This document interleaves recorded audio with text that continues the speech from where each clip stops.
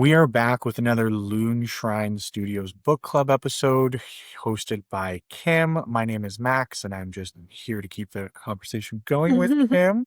But I will let you take over and talk about what you read about this week. Thank you for the introduction. And yeah, I think we all know it's a little hard to talk to yourself for more than 5 minutes. It gets a little tiring. Yep, we're back with chapter 2 of sorry. Yeah, see this once again, this is why you're here, because you keep us on track. We're back with transmission 2 of the Loonshrine Book Club, going over chapters 3 and 4 of the Horus Rising book by Dan Abnett.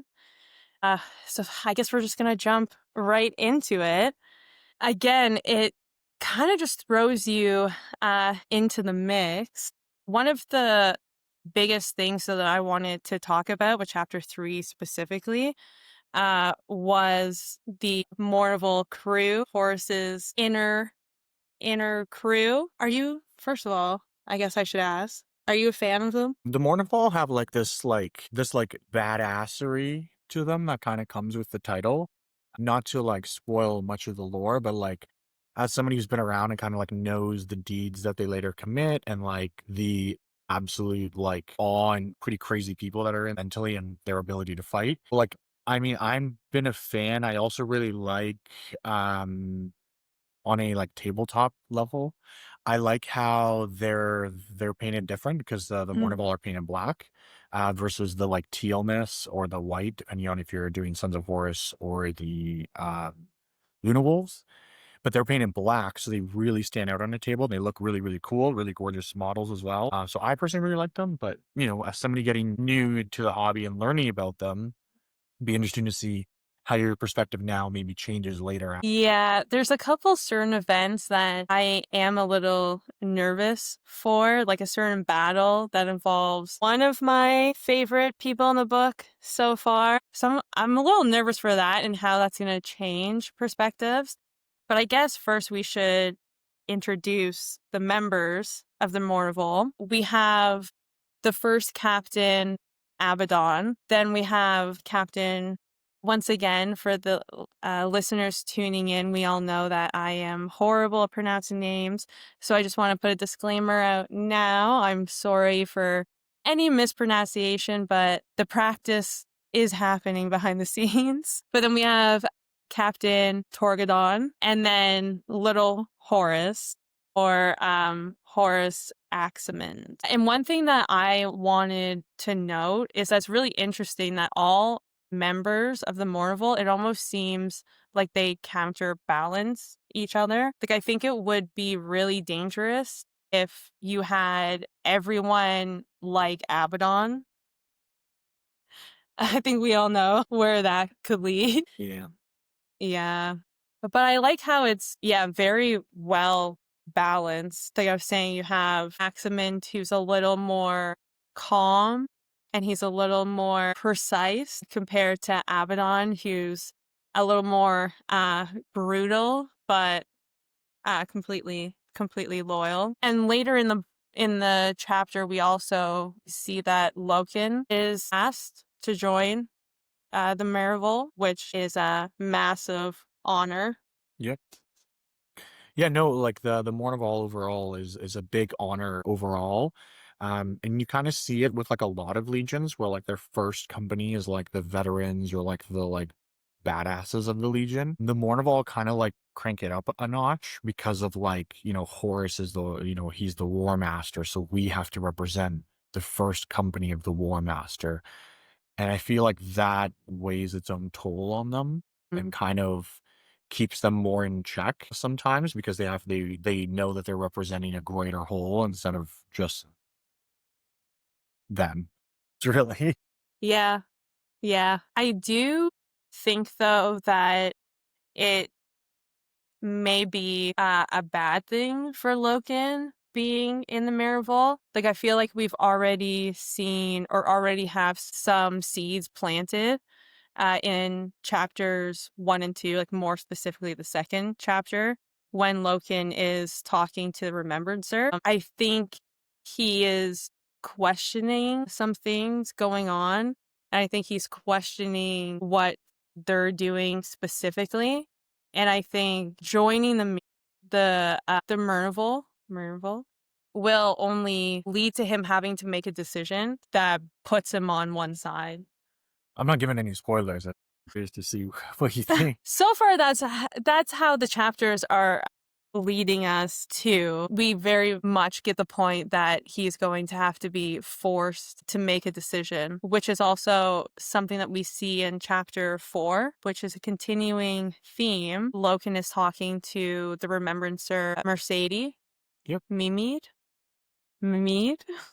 And she even questions why he wants to speak to her again, because in chapter 2, she speaks out of turn and almost questions why or if he believes in in Horus and what Horus is saying. And Loken turns to her and says, "No, you're asking the right questions, and I'm giving you the right answers," even though he didn't answer anything. It's like in a roundabout, like political answer, like Yeah, answering without actually answering. exactly. My silence speaks more than my words could. But no, I feel like that's very telling. Loken already is having conversations with people that are kind of seen, I suppose, as outsiders or not as respected as much in the Imperium. Like the Remembrancers are kind of seen more as like emotional, like they are more like into the arts, into like display, like stuff like that. Like they're not seen as like the higher class that Space Marines are. But I feel like that Loken is already having those conversations with them and he's already seeking those conversations out is very telling. Yeah. No, and a little bit, behind the scenes when we were doing some of our other recording this week, and we were catching up with Steve and seeing how everything's going with him. Kim had mentioned the fact that she's like, "Oh, I think Loken might be one of my favorite characters in the Heresy." And Steve and I just kind of like looked at each other and like we didn't say anything, but we kind of like hinted to her like, "Don't get attached to people because people really change or don't exist." Yeah, sadly when you're So I'm not trying to put any spoilers to anything, but it's almost like this is a very tragic story.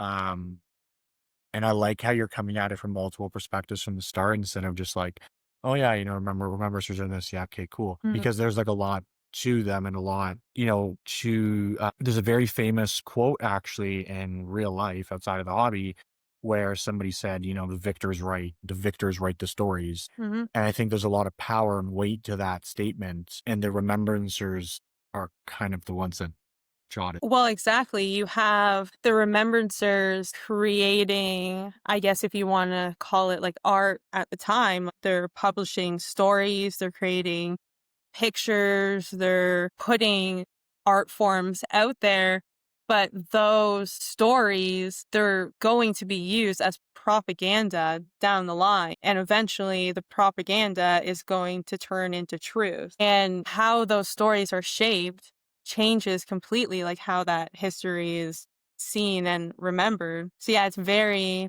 very interesting. Remembered app?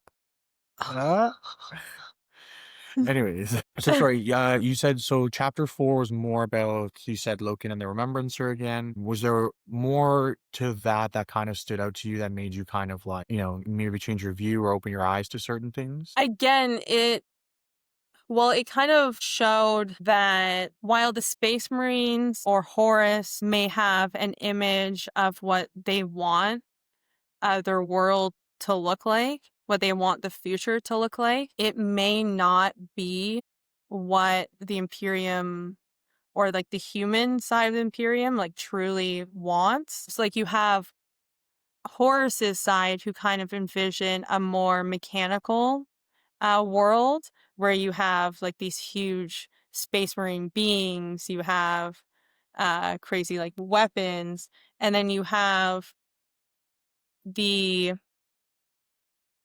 I guess, Imperium OGs, if you want to call it. I'm not sure what you would like classify them as, but the more like old school way where they're bringing up more humanity issues. They're bringing up, again, like compliance and like what what is the right truth? Like, is the truth that's being preached our truth, or is it just the truth of a select few who want a future that we don't want? Like, so it showed like two sides where again, Mercedes Mimi, the Remembrancer, she's questioning Loken and she's questioning Horus and putting out like statements and stories and art and stuff that is kind of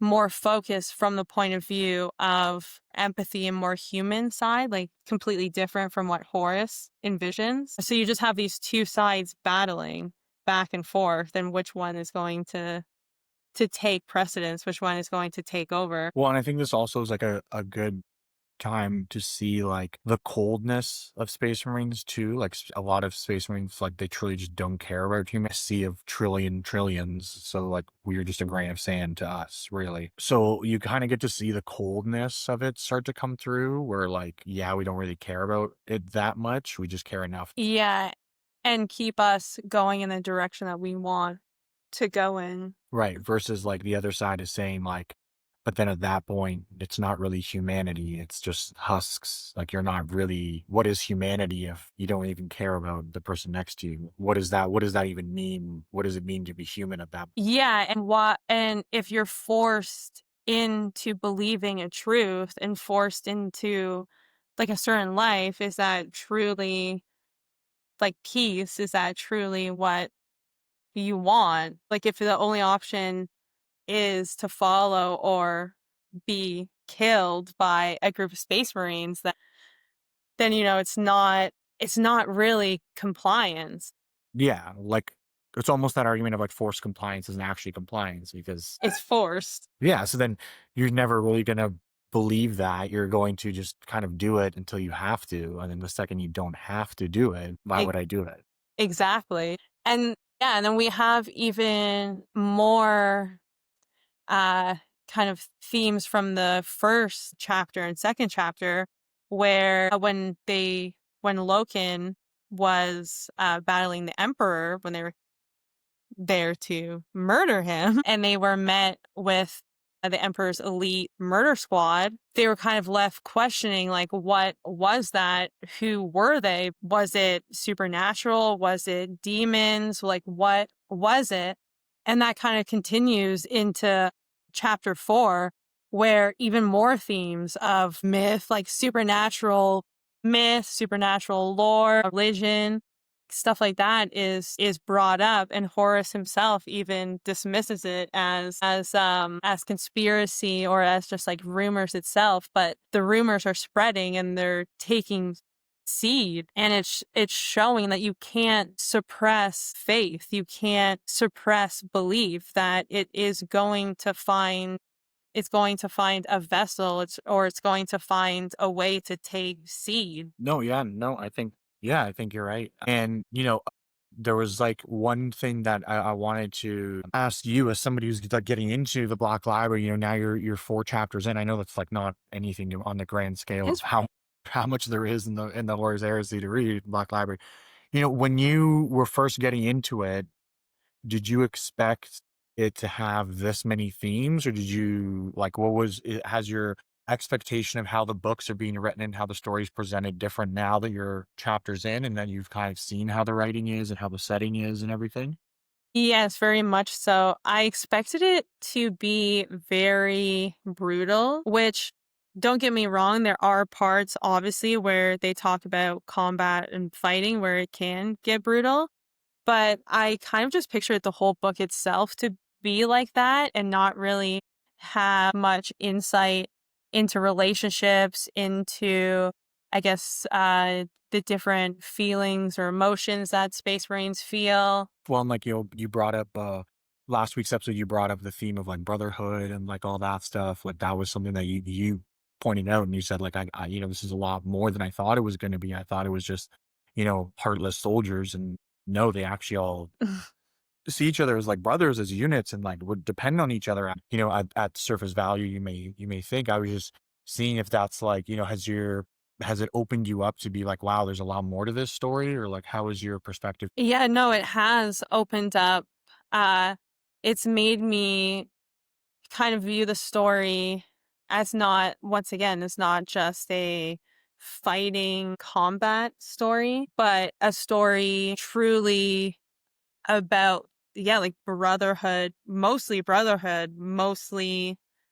in friendship, in morality, in themes like that, not so much just Mhm. straight murder or killing. So the book itself has kind of changed how I see it, the overall themes. No, and I think that's good because, I think a lot of people when they first get into the hobby or if they first get into the story side of things, they're kind of expecting what you said, where it's like, oh, it's going to be this brutal, and every book is going to be the drop site massacre of Istavan, where it's just chapters on chapters of hundreds of thousands of guys dying. It's like, yeah, not really. Like, there's actually a lot of emotion and a lot behind the story. This is Hmm. why a lot of grasp to these stories, because it's a way of telling, like, it's like, yeah, anybody can tell a war story of like bombs and explosions.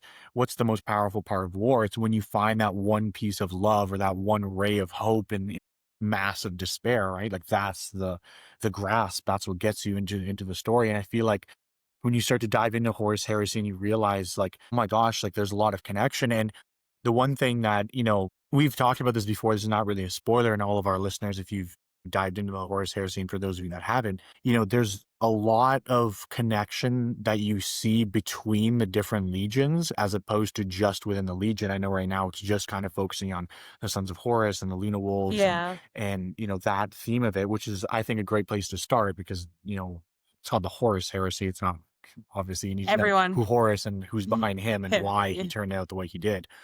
I also think that when you dive into the other books and you start to see the cross compatibility of some of these legions, where it's like, we've talked before, because you almost, on the hobby side of things, you almost dived into the word bearers when you saw Hmm. like Argyle Tall and like, Yeah. these guys look so cool. And then, you also wanted to do world leaders at one point because of the brutality and the savagery of them. And then when, I told you like, well, actually Karn and Argyle Tall were like best friends, and you were like, oh my gosh, they're not even from the same legion though. And it's like, I'm excited for you to get into those stories to see, like, they're brought up to have completely different perspectives, but how do they get along? How are they Yeah. such close friends when one is this butcher, like literally a butcher, that's what he's known for, and one is this half possessed demon dude, and they're best friends. Yeah, it's going to be. So I'm really excited to see how you not only see the interaction of brotherhood between, within a legion, but now when they branch out and have all these connections and friends from other legions, how that bond of brotherhood, you can almost see why in the outbreak of the Horus heresy actually happens, why some people gravitate towards one side so heavily, so fast, when it's like, oh my gosh, I never thought about this. Mhm. Because it's like, if 10 of my closest friends are all going to the right, I'm going I'm not to. going to the left. I don't want to be a loner. I'm going to the Yeah. right? Yeah, what am I gonna do on Friday nights? You Right? kidding me? Right? So I'm almost excited for that. And for anybody who's listening along, I'm excited for you to come to that part of it as well, just to see the mass connection that happens between all the legions. The story so far is shaping out, to be this way. And like, I know you've been super excited to continue reading and stuff like that. I can see it. So it's very nice to see like somebody getting as passionate with the lore and the story. Thank you. No, they're very, like I said, they're very well written. They're nothing like I expected. Dan Abnett so far is doing an amazing job. I may even have to check out some of his books, more of his books after. I'm not sure if he's written more Warhammer or 30K. Okay, Dan that Abnett. I think makes. he's an incredible Black Library artist, absolutely phenomenal writer. Yeah, it's amazing so far. I'm very excited for what's to come next. But next week we're going to continue with the Loonshrine Book Club, going over chapters 5 and 6. If anyone has anything they want to talk about, if they have any insights or want to continue the conversation, don't forget that the Discord will be linked down below. You can leave a message at any time. We would love to hear what you have to say. Thank you for listening, and we will see you, well, Saturday with our next guest episode, but Wednesday for the next Loonshrine Book Club. Thank you everyone for tuning in. And don't forget to like, comment, follow, subscribe, all that stuff you guys know. Thank you everyone for tuning in. And from everyone here over at the Voxcaster podcast, thank you so much for all the loving support we've been getting. And yeah, we'll see you guys next time. Love you. Bye. Bye.